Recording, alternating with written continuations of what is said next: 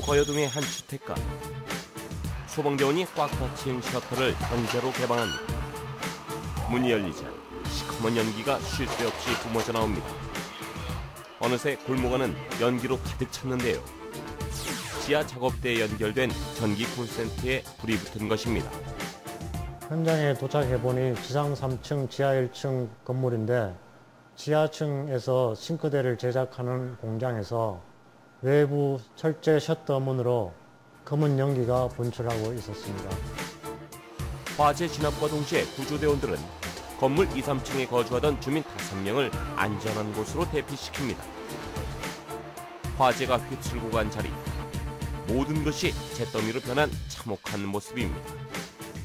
전기 콘센트에 과부하가 걸리면서 발생한 아찔한 사고. 이렇듯 전기 화재는 우리나라 화재 발생 원인 중 가장 높은 비중을 차지하고 있는데요.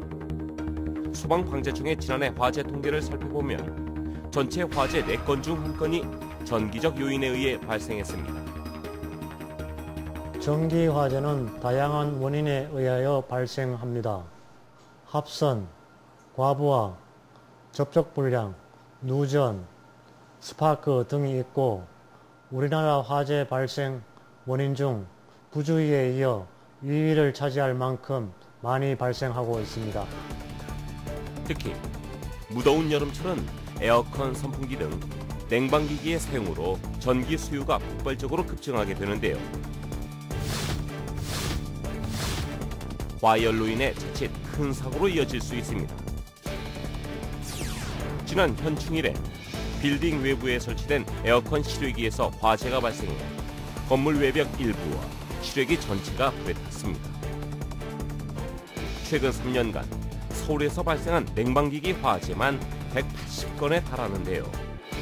하루 중 가장 더운 오후 1시에서 3시 사이에 불이 많이 났고 선풍기나 에어컨을 한번 틀면 좀처럼 끄지 않는 학교나 식당, 교회 같은 공공장소에서 자주 발생했습니다. 그렇다면 전기 화재를 예방할 수 있는 방법은 무엇일까요? 먼저 물기가 있는 장소에 공급하는 전로에는 반드시 누전 차단기를 설치, 누전으로 인한 화재를 예방해야 합니다. 또 한 콘센트에 여러 개의 플러그를 꽂아 사용하는 문어발식 사용을 금하고 각종 전기 제품을 사용한 후에는 반드시 플러그를 뽑아두어야 합니다.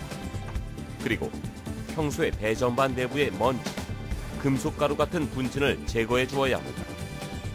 전기 화재가 발생하면 절대로 물을 사용하여 불을 꺼서는 아니 되며 발견 즉시 신속히 누전 차단기를 내리고 두꺼운 코트나 이불 같은 것으로 화재 부분을 완전히 덮어 공기를 차단하여 불을 꺼야 합니다.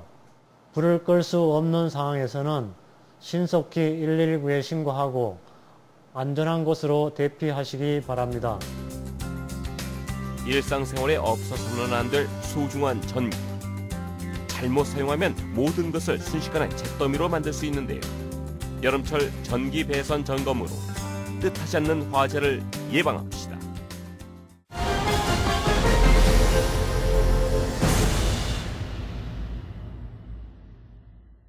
출동한 구조대원이 쓰러진 남자에게 심폐소생술을 실시합니다. 하지만 환자는 좀처럼 의식을 차리지 못하는데요. 지하철 공사 현장에서 작업 중이던 40대 인부가 주행 중인 지게차에 치인 것입니다.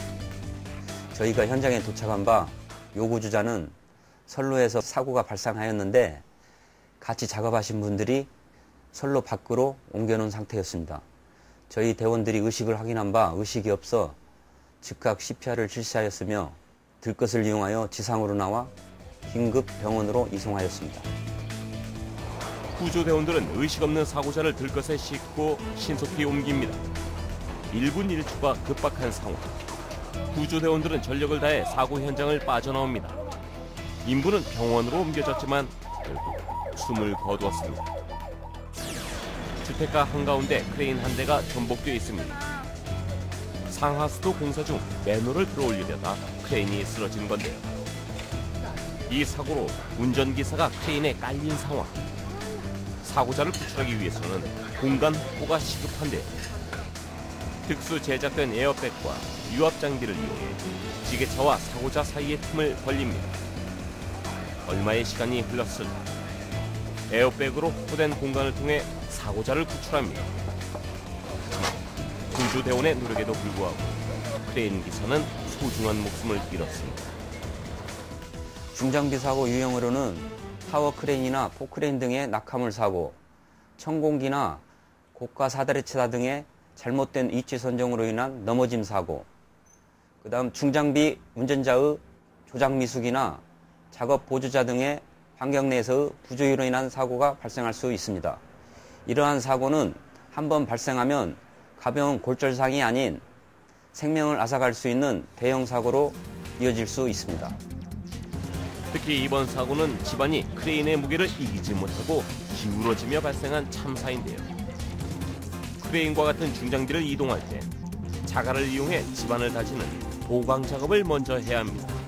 또 무게 중심이 한쪽으로 쏠리지 않기 위해 수평을 유지하는 것이 중요한데요. 이를 위해 바닥에 두꺼운 철판을 까는 게 기본입니다. 운전자는 장비 조작이 수달되어 있어야 하며 작업 시 주변을 살펴야 합니다. 작업 보조자는 작업 반경 내 안전거리를 확보하고 운전자의 시야 안에 있어야 합니다.